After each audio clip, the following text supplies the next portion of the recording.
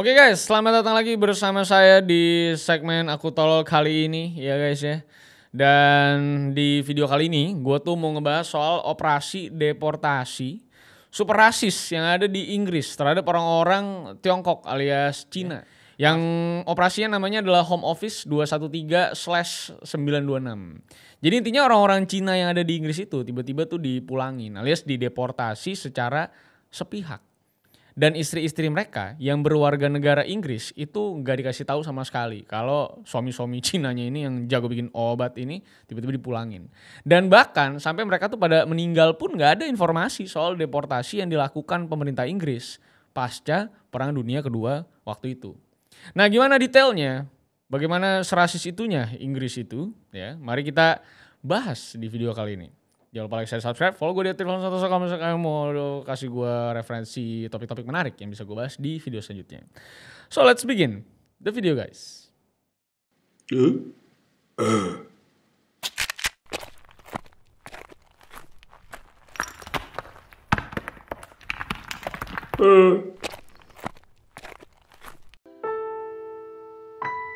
For a glimmer to arrive, I know it will.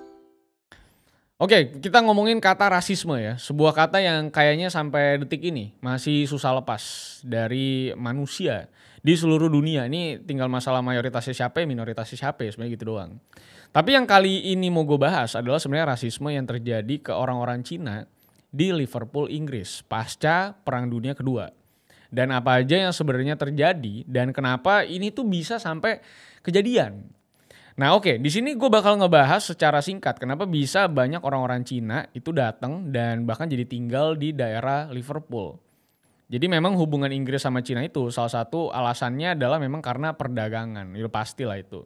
Yang tepatnya itu terjadi di tahun 1860-an ke atas. Karena memang di tahun 1866 salah satu perusahaan kargo asal Liverpool yang namanya Alfred Holt and Company itu ngurusin banyak pengiriman barang import dari Shanghai, Cina.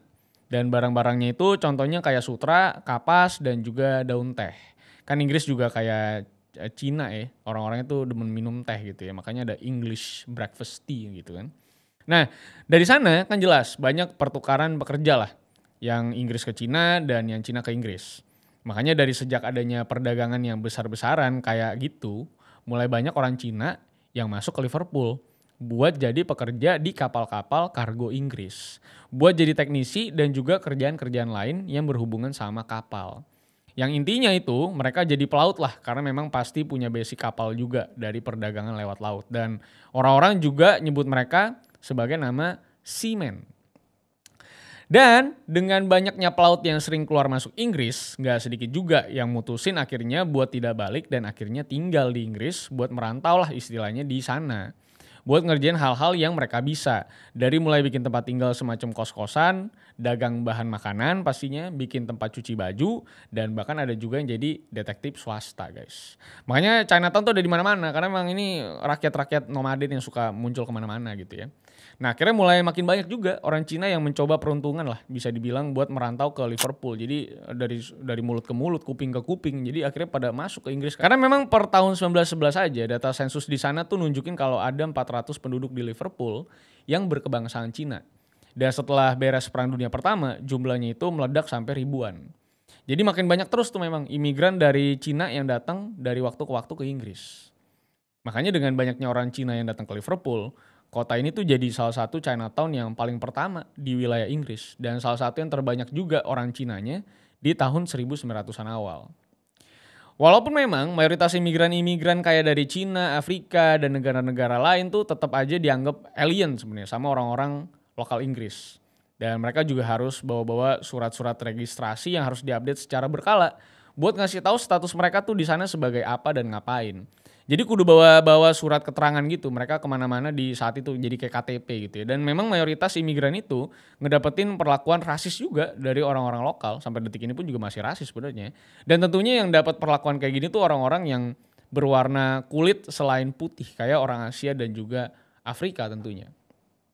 Nah tapi beruntungnya nggak semua orang Inggris tuh kelakuannya rasis juga di masa-masa itu. Karena tentu pasti ada yang benar ya.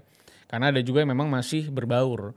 Terutama yang dari kecil itu tinggal di wilayah yang isinya orang-orang Cina tentunya atau dekat dengan wilayah Cina-Cina itu.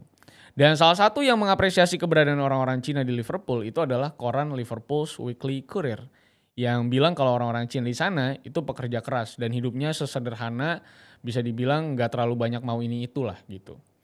Nah kalau tadi itu bagian kenapa bisa ada orang Cina masuk ke dataran Liverpool Inggris, sekarang gue mau masuk ke bagian masalah utamanya kayak yang gue kasih tahu di awal premisnya.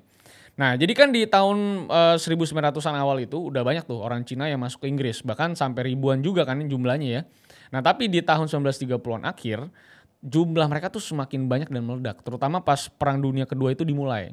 Dan kenapa bisa makin banyak waktu Perang Dunia Kedua mulai? Ya karena memang di masa Perang Dunia Kedua tuh perusahaan-perusahaan kayak Alfred Holt and Co dan Anglo-Saxon Petroleum itu merekrut banyak pelaut asal Shanghai, Singapura dan juga Hong Kong.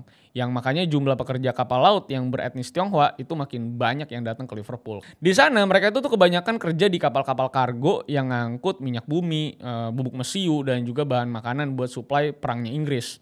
Dan kapal-kapal mereka itu juga kebanyakan adalah kapal yang ngawal konvoi kapal-kapal kargo Inggris di depan. Makanya ini juga jadi pekerjaan yang sebenarnya itu cukup bahaya gitu ya. Kayak apa bisa dibilang human shield gitu ya. Karena jumlah pelaut Cina dan sekutu yang jadi korban U-boat alias kapal perangnya Nazi itu sampai 72.000 orang. Dan kalau kalian nggak tahu, itu kapal dagang sekutu yang ditorpedo sama Nazi juga jumlahnya sampai 3.500 kapal. Jadi emang segila itu perang dunia. Dan balik lagi ke masalah rasisme yang dirasain orang-orang Cina. Waktu itu tuh mereka nggak cuma sekedar dianggap rendah sebagai alien di Inggris, tapi mereka juga nggak digaji secara layak sama perusahaan-perusahaan Inggris yang nge-hire mereka. Jadi undirect slavery gitu ya. Jadi kalau dibandingin sama pekerja-pekerja Inggris, mereka tuh ditempatin antara di dapur atau di bagian mesin. Yang jelas kerjaannya lebih capek dibandingkan mas-mas bule-bule Inggris yang udah ada kerjanya gitu. Mayoritas yang memang ada di upper deck alias tempat-tempat yang lebih nyaman gitu. Dan di bagian gaji mereka juga nggak layak sama sekali karena emang pendapatan mereka tuh kagak ada setengah-setengahnya banget gitu dari pekerja-pekerja Inggris yang lain. Dan mereka yang dijanjin bonus 10 pound sterling per bulannya sebagai war risk, bonus gitu ya, itu juga nggak dibayarin bonusnya. Jadi nyawa mereka berbahaya tuh nggak ada bayarannya gitu. Padahal kan dari nama bonusnya aja udah jelas gitu kan, war risk gitu ya, resiko perang. Yang berarti kan ini kerjaan tuh resikonya ditembak torpedo sama Bapak Hitler gitu. Tapi tetap nggak dikasih juga itu bonus yang cuman 10 pounds pada saat itu. Dan dari beberapa sumber gue cek itu sekitar 7-10 juta rupiah lah pada waktu itu nilainya. Jadi lumayan gede buat orang-orang Cina, tapi kan kecil sekali untuk kalau ngomongin industri perang pada saat itu ya. Walaupun memang di tahun keempat di Perang Dunia Kedua yang tepatnya itu di bulan April 1942, Persatuan Pelaut Cina yang ada di Liverpool tuh melakukan yang namanya mogok kerja. Karena ngerasa nggak adil lah sama perlakuannya pemerintah dan juga perusahaan kargo Inggris. Yang diakhiri sama kemenangan lah bisa dibilang. Karena memang waktu itu gaji pelaut Cina itu dinaikin 2 pounds. Dan waris bonusnya juga dikasih dengan nominal yang sama kayak pelaut Inggris yang lain. Tapi di sini ada tapinya. Karena memang ternyata kemenangan kali ini tuh semu doang dan berakhir dengan judul koran pelaut Cina ngamuk gitu. Yang diberitain setelah diduga ada 400 pelaut Cina dari kapal RMS Empress of Scotland yang ngamuk pakai kapak, pedang, palu dan juga alat-alat bahaya lain buat nyelamatin 12 rekan mereka yang ditangkap sama pemerintah Inggris karena nggak dikasih bonus dan akhirnya mereka mogok kerja. Jadi malah ada twisting news gitu ya. Tapi dari semua hal buruk yang dirasain pelaut Cina tadi itu memang belum puncaknya bisa dibilang. Dan yang jadi isu utama itu ada di masa-masa pasca Perang Dunia Kedua itu selesai. Karena setelah Perang Dunia Kedua selesai, perusahaan-perusahaan kargo yang udah cukup rugi selama perang itu kan pasti mau balikin pendapatan mereka lah ya. Apalagi kan kapitalis-kapitalis ini udah gerah banget juga kayaknya kagak dapet duit bertahun-tahun karena perang, yang dapat kan cuma segelintir orang ya, elitis ya.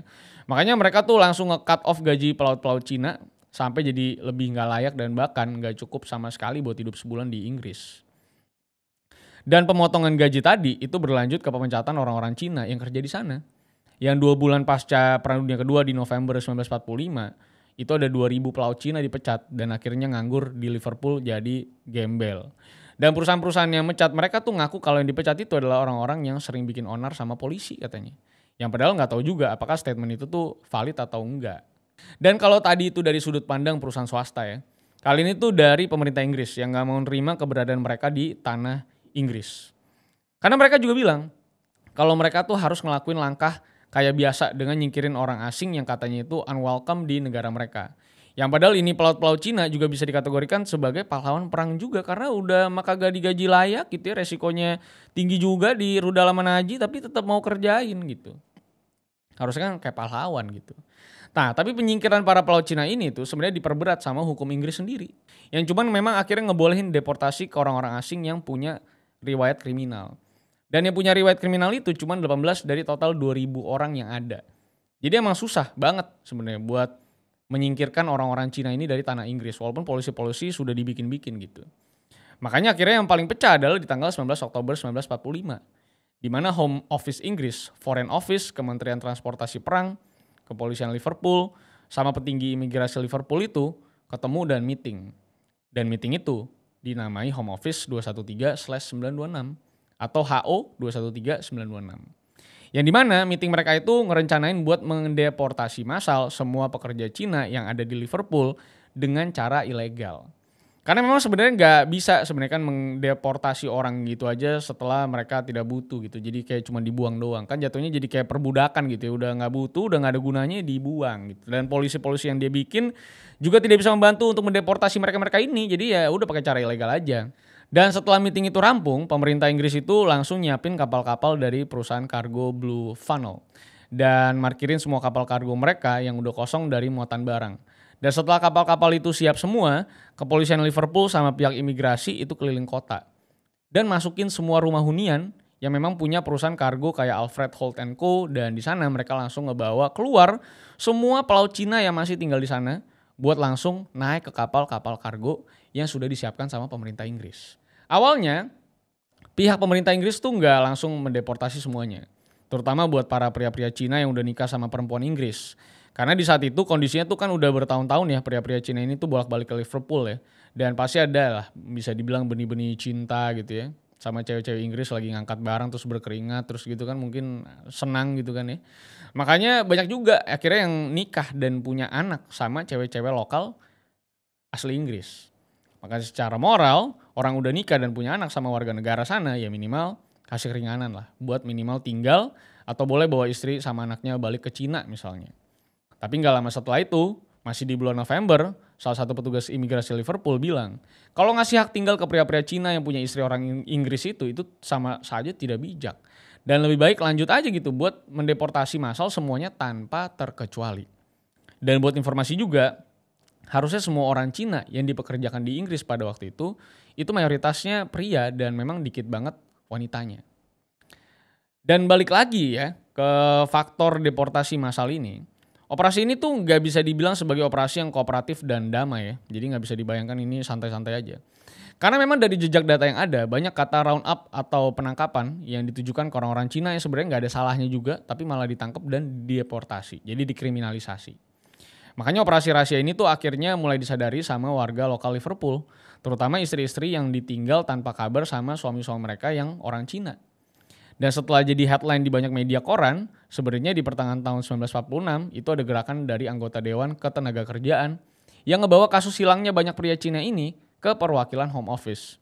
Tapi semua percobaan itu ditolak dan nggak bisa dibilang, ya bisa dibilang sih nggak ada yang digubris sama sekali gitu ya. Tapi karena penolakan ini, media juga kan pasti jelas makin meng-highlight ya dan tentunya makin banyak berita yang mengangkat isu panas ini. Secara ini pasti banyak orang yang akhirnya beli koran karena ini kan. Dan udah mulai tuh ada orang-orang yang emang akhirnya berasumsi kalau sebenarnya pria-pria Cina yang tadinya kerja buat membantu perang Inggris ini itu dideportasi paksa sama pihak pemerintah. Dan berita panas ini itu nyampe ke Home Office Inggris dan jadi isu internal mereka sendiri. Karena mereka juga jadi bingung antara mau nyalain pihak lain atau kayak gimana. Dan akhirnya imigrasi Liverpool itu menyalahkan pihak Kementerian Transportasi Perang yang katanya nggak mau ngasih kerjaan ke mereka. Dan akhirnya imigran-imigran Cina ini ya pulang dengan keinginan sendiri gitu karena nganggur gitu kan. Itu faktor yang mau coba mereka angkat. Yang padahal di waktu musim panas 1946 itu tuh udah ada total 1.362 pekerja Cina yang dideportasi paksa. Dan operasi ini tuh terus berjalan ya sampai akhir 1946 dan puluhan tahun setelah itu pun belum ada kejelasannya sama sekali.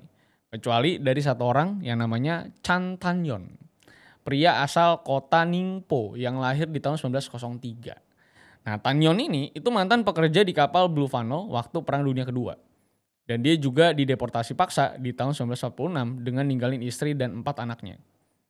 Ini orang tuh udah mungkin jadi satu-satunya pria Cina yang berhasil balik ke Liverpool di tahun 1949 dengan nama samaran. Dan bisa balik sama istri dan anaknya yang ditinggal setelah dideportasi secara ilegal sama pemerintah Inggris. Nah, pertanyaannya adalah, gimana dengan sisanya? Ya mereka benar-benar gak ada yang bisa balik. At least dari yang muncul secara publik, cuman si Tan Yon doang yang anaknya bersaksi ke publik kalau bapaknya itu bisa balik setelah masa-masa deportasi ilegal yang dilakukan Inggris. Dan sisanya masih ada ratusan perempuan yang mayoritas itu gak tahu kalau sebenarnya suaminya itu dideportasi sampai detik ini. Bahkan sampai mereka meninggal pun mereka masih ada yang gak tahu soal isu ini benar atau tidak. Makanya dengan hal itu kayaknya kata-kata soal Inggris kalau ngejajah tuh gak sadis kayak Jepang jadi tidak seperti valid banget gitu. Karena walaupun kagak main sikat gitu mungkin kayak Jepang gitu ya yang brutal banget. Dan bukti dari operasi rahasia Inggris ini juga sempat dicari sama anak-anak korban deportasi. Yang kebetulan tahu soal hilangnya bapak-bapak mereka dari ibu mereka yang tahu soal deportasi ini. Karena sebenarnya tuh ada juga orang-orang lokal di sana yang tahu dan memang ini tuh udah jadi bahan omongan tertutup lah buat beberapa warga di sana. Walaupun memang gak setersebar itu juga isunya, makanya tetap ada yang nggak tahu juga beberapa istri yang ditinggal mendadak ini tuh kenapa suaminya tiba-tiba lari gitu ya ya ada yang tahu ada yang nggak tahu gitu. Dan anak-anaknya yang tahu soal hal ini itu juga bikin perkumpulannya sendiri yang mereka namain Dragons of the Pool yang ngedatengin banyak museum di Inggris, Cina dan juga Hong Kong buat nyari tahu soal berkas-berkas kenegaraan yang mungkin aja ada sangkut pautnya sama operasi Home Office ini. Dan bener aja, di salah satu dokumen kapal yang ngelis nama-nama penumpang di tanggal 8 Desember 1945 nunjukin kalau ada halaman yang berjudul Names and Descriptions of Alien Passengers. Di dokumen itu juga ada tulisan tangan yang ngasih tahu kalau ada 100 pelaut Cina yang dikirim sama Home Office Inggris dan itu disiapin sama pihak imigrasi Inggris untuk dipulangkan ke Cina. Jadi memang sebenarnya tuh banyak data yang nunjukin kalau operasi Home Office 213926 ini emang legit dan pernah terjadi. Dan apa yang barusan gue kasih tahu itu cuma satu dari banyaknya referensi dokumennya Home Office yang masih ada di arsip-arsip kenegaraan dan bisa di-track juga karena open for public. Walaupun memang gak ada yang konfirmasi ya, apalagi permintaan maaf sekalipun dari pemerintah Inggris atas kejadian ini. Tapi memang ya pihak yang jadi korban kejahatannya Inggris ini juga memang sudah tidak bisa apa-apa juga. Kayak Yvonne Foley, salah satu anak dari korban deportasi ini yang ngomong kalau emosi dia juga udah kagak bisa diapa-apain lagi setelah ngeliat bukti-bukti yang ada. Karena emang udah lama dan mau ngapain juga. Dan setelah ngelihat pemerintah Inggris yang diam aja selama bertahun-tahun juga bikin dia makin gak bisa berharap sama pengakuan apalagi permintaan maafnya Inggris. Tidak mungkin. Sebenarnya sampai sekarang pun masih banyak rasisme yang ada di Inggris. Walaupun mungkin gak sebarbar di US gitu ya. Tapi ya tetap aja walaupun N-word sama P-word yang nyerang orang-orang kulit hitam dan orang-orang Pakistan tuh dilarang. Tapi kata-kata Chinks yang nyerang etnis Tionghoa di Inggris itu masih sering ada dan ya susah juga buat ditinggalin sama beberapa kaum oknum yang rasis. Karena mereka adalah generasi-generasi sisaan dari masa-masa itu. Dan semoga tidak turun-menurun. Nah itulah dia bagaimana orang-orang Cina yang sempat membantu Inggris itu dideportasi massal ya. Padahal udah punya istri, udah punya anak, udah punya kerjaan yang mungkin enak juga di Chinatown ya. Tiba-tiba dibuang balik lagi ke Cina guys. Yang pada masa itu juga Cina masih belum semaju sekarang gitu. Jadi cukup sengsara juga, orang banyak yang menuju dan pergi ke Amerika, ke negara-negara Eropa gitu ya untuk mengejar dreamnya mereka yang gak bisa mereka kejar di negara-negara seperti Cina yang memang cukup konservatif pada saat itu. Jadi bisa dibilang membunuh mimpi dan karir gitu ya. So itulah dia, kalau misalnya kalian punya komentar terkait isu ini silahkan drop di kolom komentar di bawah. Dan jangan lupa like, share, dan subscribe kalau misalkan suka dengan video kali ini. So sampai jumpa semuanya di video selanjutnya karena masih banyak hal yang bisa kita bahas. So see you on the next case guys. I lost myself. I waited still for a glimmer to arise.